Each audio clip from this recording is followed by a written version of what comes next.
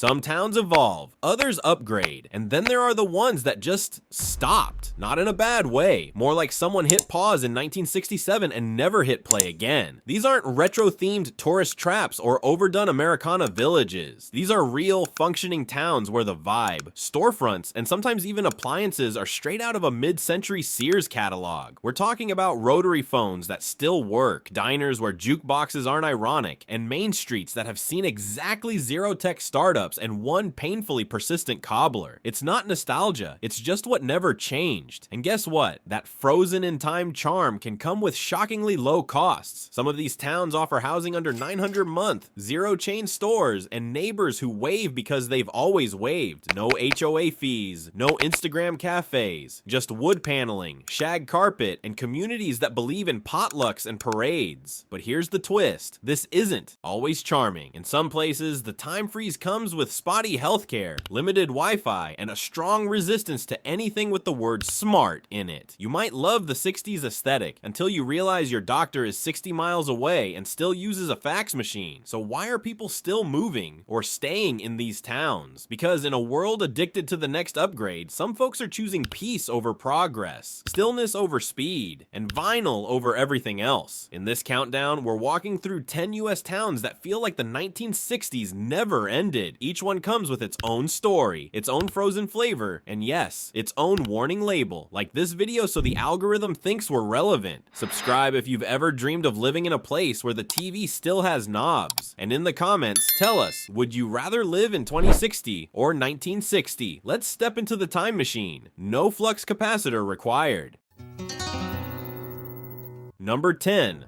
Mount Airy, NC. If you've ever watched the Andy Griffith Show and thought, man, I wish this was real life, surprise. It kind of is. Mount Airy is the blueprint for Mayberry, and it doesn't just embrace that identity, it embodies it. From the barbershop that still gives $12 haircuts to the sheriff's squad car tours that literally reenact the 1960s patrol route, this town is a full-on tribute to a slower, simpler America. Median home prices hover around $175,000, and rent can dip below $900 a month for small apartments or older homes. Property taxes, light, traffic, basically a rumor. The town isn't just stuck in the past, it's committed to it. Main Street is dotted with soda fountains, vinyl record shops, and diners serving banana cream pie like the Cold War never ended. But here's the catch. Modern conveniences move slowly here. Want to use Venmo? Maybe. Find tofu? Good luck. High-speed internet? Spotty at best. A Redditor put it bluntly. Mount Airy is great if your favorite color is avocado green and you think Wi-Fi is a government conspiracy. But the people, friendly to the bone, the streets are clean, the local festivals, Mayberry Days being the crown jewel, are genuine, not kitschy. There's a charm here you can't manufacture because it's just always been there. Picture this. You're walking down Main Street. A guy in suspenders tips his hat. The air smells like fresh bread and pipe smoke. In the distance, someone's actually whistling the Andy Griffith theme. You wonder, just for a second, if you slipped into a dream. Then a 1963 Ford Galaxy rolls past and honks. Nope, this is real. Welcome to Mount Airy, a town that doesn't pretend to be the 1960s. It never left. Number 9. Truth or Consequences? NM Yes, that's the town's real name, and no, it's not a gimmick. The place was originally called Hot Springs until 1950 when it rebranded after a radio show challenge, and then just stayed weird forever.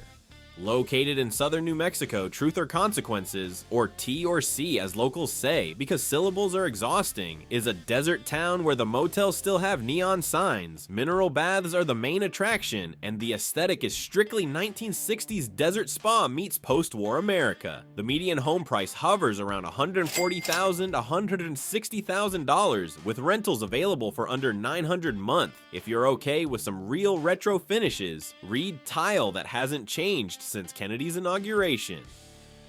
Walk around downtown and you'll see barbershops, diners, and art co-ops that look like they missed every decade since Woodstock.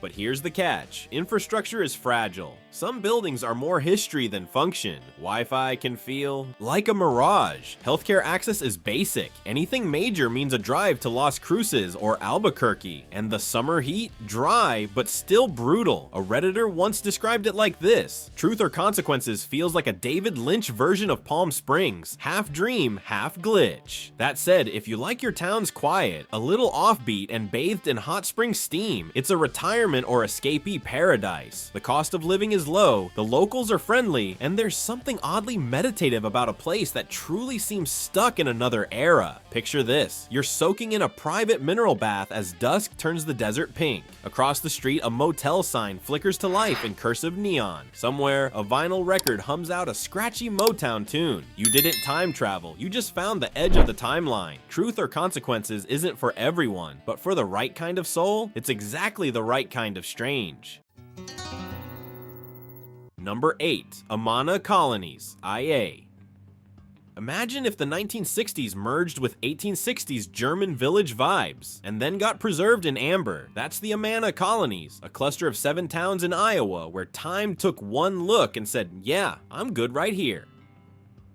Founded by German pietists in the 1850s, the Amana Colonies operated as a self-sufficient communal society for almost a century, but even after dissolving that system in 1932, the towns collectively decided not to modernize much. The result? A place where televisions still sit on wood-paneled walls, shops refuse to carry national brands, and home-cooked schnitzel is just lunch. The median home price is shockingly reasonable, around $170,000 to $200,000, and rentals exist but are limited. This is more buy and settle than Airbnb it for the gram. Internet? It's there, but just barely, and you'll be hard-pressed to find anyone under 40 unless they're working at one of the famous general stores or fudge shops.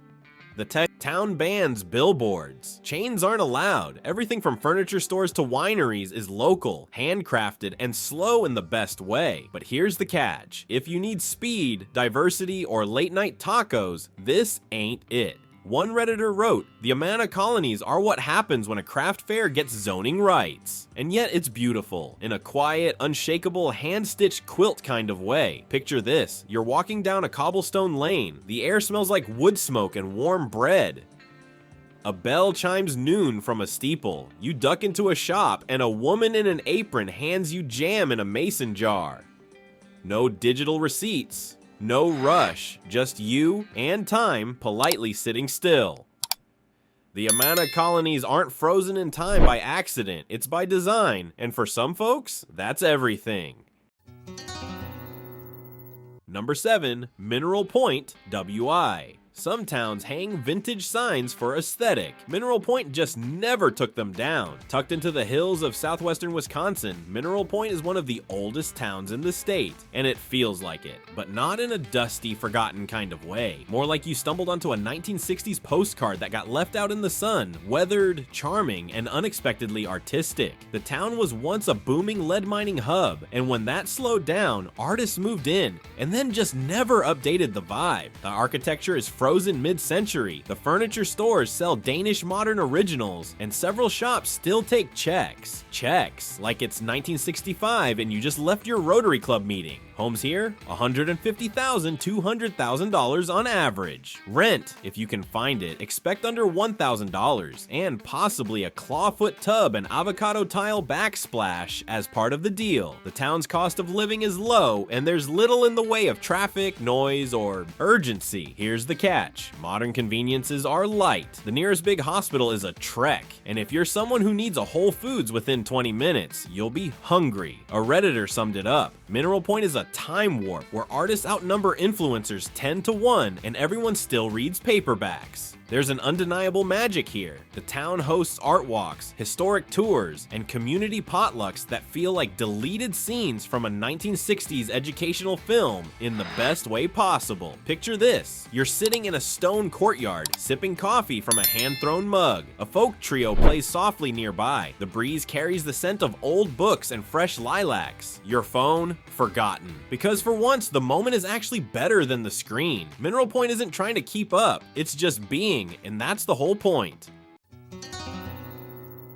Number 6, Eureka Springs, AR. You don't walk into Eureka Springs, you glide back in time. Nestled deep in the Ozarks, this Arkansas town is a swirl of Victorian houses, cobblestone streets, psychedelic art, and spiritual mysticism. Think 1890s meets 1969 with a splash of 1970s healing energy and just enough ghost stories to keep things spicy. What makes Eureka Springs feel like the 1960s never left? For starters, no traffic lights. The streets twist and turn like a Scooby-Doo chase scene, and the buildings are stacked on hills like a vintage fever dream. Local shops sell everything from tie-dye to tarot cards, and the hotels, haunted naturally. Homes go for around $190,000, $220,000. With quirky rentals occasionally popping up for $1,000 or less, often including wood paneling, sunken living rooms, and the faint scent of patchouli. It's artsy, it's weird, and it wears its weirdness like a badge of honor. The town is also LGBTQ+ friendly, proudly eccentric, and filled with galleries, psychics, and spiritual retreats. But here's the catch. Tourism. On weekends, the quiet disappears as visitors flood in, and if you're allergic to patchouli or Victorian wallpaper, this may not be your scene. One Redditor said it best. Eureka Springs is what happens when the 60s, steampunk, and a haunted forest get into a poly relationship. And while cell service has technically arrived, the town still feels analog, slow, soulful, a little haunted maybe, but mostly in a poetic way. Picture this. You're walking uphill past gingerbread cottages. A woman in a shawl sells handmade soap next to a bookstore with no bestsellers, just shelves of forgotten poetry. Wind chimes sing. A street performer plays sitar, and nobody's in a rush. Eureka Springs doesn't feel like it's frozen in time. It feels like time forgot how to function here. And honestly, that might be its greatest gift. Number 5. Bell Buckle, TN. If a Hallmark made a movie about a town stuck in 1963 and cast only retired teachers and bluegrass musicians, Bell Buckle would be the set. Located an hour southeast of Nashville, this tiny Tennessee town is the kind of place where street parades still stop traffic and homemade pie is a viable currency. Population, around 500. That's not a typo, and yet, for such a small place, Bell Buckle is loudly itself and proudly stuck in another era. Downtown is basically one strip of antique stores, ice cream counters, hand-painted signs, and a general store that looks like it hasn't changed since Eisenhower was in office. Median home prices hover around $180,000, and rentals are rare but cheap if you manage to snag one. Internet and cell service? Let's just say it's nostalgically slow. You'll be waving your phone around on the porch like it's a divining rod, but that's part of the charm. There's no Starbucks, no Target, just craft fairs, bluegrass festivals, and one post office that also acts as a town square. And yes, people actually say, y'all come back now, without irony. The catch, you have to want this life. Convenience takes a back seat to charm, and if you're not on a first name basis with the lady at the cafe by day 3, you're doing something wrong. A Redditor described it like this: Bell Buckle is like being inside a Norman Rockwell painting, but the people are real and the sweet tea is dangerously good. Picture this: you're on a porch swing, the sun's setting over hayfields. Somewhere, a fiddle plays. The air smells like fried chicken and honeysuckle. A kid waves as they pedal past on a banana seat bike. There's no noise, no rush, just small town heartbeat and the soft tick of a clock that doesn't care about the date. Bell Buckle doesn't feel old, it feels true. Number 4. Ely, NV. If Nevada had a time capsule, Ely would be welded shut at 1964. Tucked into the vast emptiness of eastern Nevada, Ely is a high desert mining town that never quite made it out of the mid-century. The train still runs, the neon signs still buzz, and diners here haven't changed their menus or their flooring since the Beatles hit the charts. Downtown Ely is like stepping into a forgotten postcard. Brick buildings, vintage motels, ghost signs, and a massive railroad museum where you can ride actual steam locomotives. This town leans into its past not as nostalgia, but because it never left it. The cost of living is refreshingly stuck in time too. Median home prices hang around $180,000, and rentals can dip under $1,000 a month. But fair warning, housing stock can be really dated. Think pink bathroom tiles, wood paneling, and carpet that has seen some things. Ely is isolated, like 2-hour drive to the next anything isolated. But locals don't mind. They Have mountains, trails, lakes, and more peace and quiet than your noise-canceled earbuds could dream of. What's the catch? The economy's slow, winters are cold, and if you don't like small-town vibes or want sushi after 8 p.m., this ain't the spot. A Redditor wrote, Ely feels like the Twilight Zone in a good way, like you're the only person who knows what year it actually is. And you know what? That's kind of its charm. Picture this. You're walking past a neon-lit diner with Formica tables and a juke still playing doo-wop. A train whistle echoes through the canyon. The air is crisp and smells like sagebrush and engine grease. No stoplights. No pressure. Just you and a town that's been patiently waiting for someone to appreciate the quiet. LA doesn't scream for attention. It hums like a V8 engine from another time. Number 3, Cassadaga, FL. What if the 1960s never ended and were also haunted? Welcome to Cassadaga, Florida, a town that looks like it stopped modernizing the same year Ouija boards hit peak popularity. Officially a spiritualist camp, Cassadaga isn't just frozen in time. It's floating in a weird dimension somewhere between 1962 and the spirit world. Founded in the late 1800s by followers of spiritualism, the town became a haven for mediums, psychics, healers, and anyone who prefers their mornings with a side of incense and ghost activity. Today, it's still exactly that, but now with rotary phones and wood-paneled walls. The houses, old clapboard Victorian homes with porches wide enough to hold a seance. Median home prices hover around $200,000, but what you're really paying for is vibe. Rentals exist, but it's not an apartment town. This is more own the house your tarot cards predicted kind of living. Cell service? Spotty. Wi-Fi? Decent if the spirits allow it. There's one bookstore / mystic shop, a hotel that's definitely haunted, and a handful of folks who might know more about your past lives than your current one. Here's the twist. Cassadaga isn't ironic. The people here believe in what they do, and if you're not into spiritual energy, you'll feel out of sync. A Redditor once said, it's like the 60s crashed into the X-Files and decided to stay for tea. Tourists pass through for readings, but the core community is small, tight-knit, and deeply in tune with a slower, stranger rhythm of life. Picture this. You're walking down a moss-draped street at dusk. Wind chimes tinkle in no breeze. A cat watches from a rocking chair. A woman in a long skirt murmurs into a crystal. Somewhere a record plays Billie Holiday. And for a moment, you're not sure what year or realm you're in. Cassadaga isn't just stuck in time. It's on a different frequency entirely. Number 2, Bisbee, AZ. Bisbee doesn't just look like the 1960s. It feels like a lucid dream set in 1968 that someone forgot to wake up from. Tucked into the Mule Mountains near the Mexico border, this old copper mining town in Arizona reinvented itself once. And then decided that was enough reinvention for 1 century. Once the largest city between St. Louis and San Francisco. Yes, really. Bisbee collapsed when the mines shut down. Then in came the artists, the hippies, the oddballs. And suddenly, Bisbee became the funnest time warp in the Southwest. Median home prices float around $210,000, but be warned, this isn't cookie-cutter suburbia.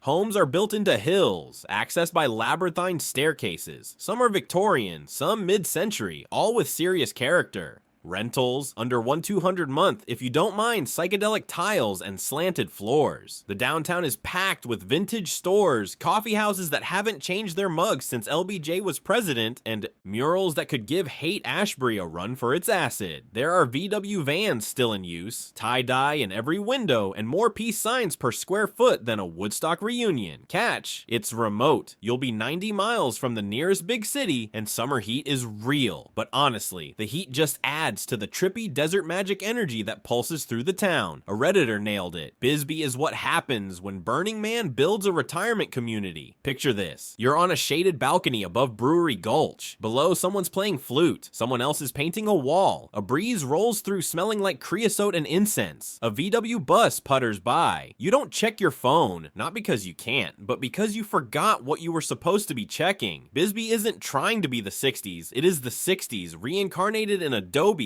copper, and wild, wonderful weirdness.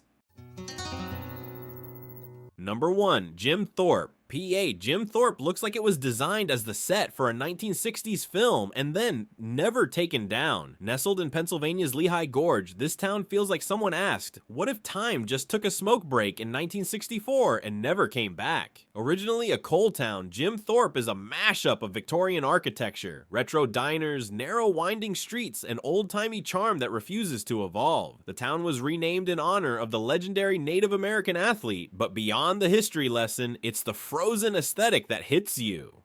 The train still runs, not for commuters, but for sightseers. The old jailhouse is a tourist attraction. The movie theater, vintage, the bars, brick-walled, jukebox-filled, and proudly serving drinks that haven't changed names in 50 years. Median home prices hover around $200,000, and rentals can still be found under $100 a month if you're quick. Cost of living, manageable, healthcare, accessible nearby. Also, service, surprisingly decent for a town that looks like the Beatles just released Help. Catch? Tourism surges on weekends, especially during fall foliage and Christmas. It's charming, yes, but sometimes that charm comes with busloads of people pointing cameras at your front door. Also, hills. Lots of them. Your calves will evolve. One Redditor summed it up. Jim Thorpe is a Hallmark movie wrapped in a coal miner's flannel, and I never want to leave. Picture this. A light fog hugs the town. You hear the low rumble of the vintage train pulling in. The scent of fireplace smoke mixes with fresh-baked pretzels. Bells ring from the church tower. Main Street glows under string lights. A woman in curlers and a housecoat waves from her porch. Jim Thorpe doesn't just feel like the 1960s. It makes you wish you'd lived them. It's not pretending. It just paused and stayed beautiful.